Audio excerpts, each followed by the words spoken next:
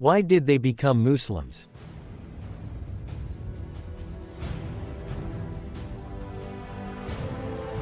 People who chose Islam. Mrs. CECILLA CANNOLY, Rashida, Austrian. Why did I become a Muslim? Let me tell you sincerely that I became a Muslim without even noticing it myself. For, at a very young age I had already completely lost my confidence in Christianity and had begun to feel apathy towards the Christian religion. I was curious about many religious facts. I was disinclined to believe blindly the creed they were trying to teach me. Why were there three gods? Why had we all come to this world sinful, and why did we have to expiate it? Why could we invoke Allahu Ta'ala only through a priest? And what were the meanings of all these various signs that we were being shown and the miracles that we were being told? Whenever I asked these questions to the teaching priests, they would become angry and answer, "You cannot inquire about the inner natures of the Church's teachings. They are secret. All you have to do is to believe them." And this was another thing that I would never understand. How could one believe something whose essence one did not know? However, in those days I did not dare divulge these thoughts of mine. I am sure that many of today's so-called Christians are of the same opinion as I was. They do not believe most of the religious teachings imposed on them, yet they are afraid to disclose it. The older I became, the farther away did I feel from Christianity, finally breaking away from the Church once and for all and beginning to wonder whether there was a religion that taught to worship one single God. My entire conscience and heart told me that there was only one God.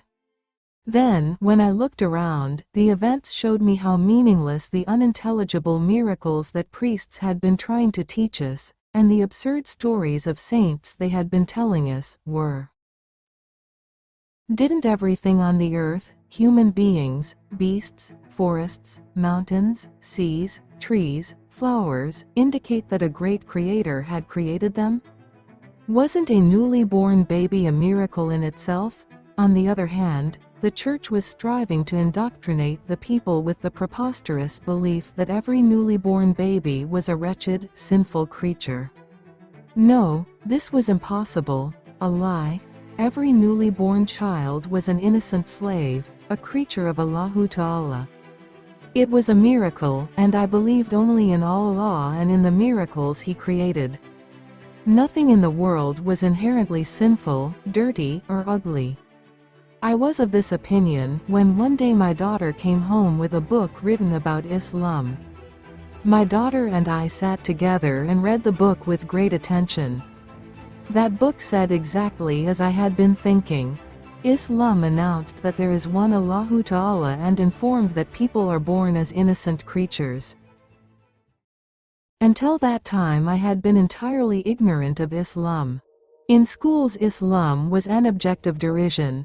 We had been taught that that religion was false and absurd and infused one with sloth, and that Muslims would go to hell. Upon reading the book, I was plunged into thoughts. To acquire more detailed information about Islam, I visited Muslims living in my town. The Muslims I found opened my eyes.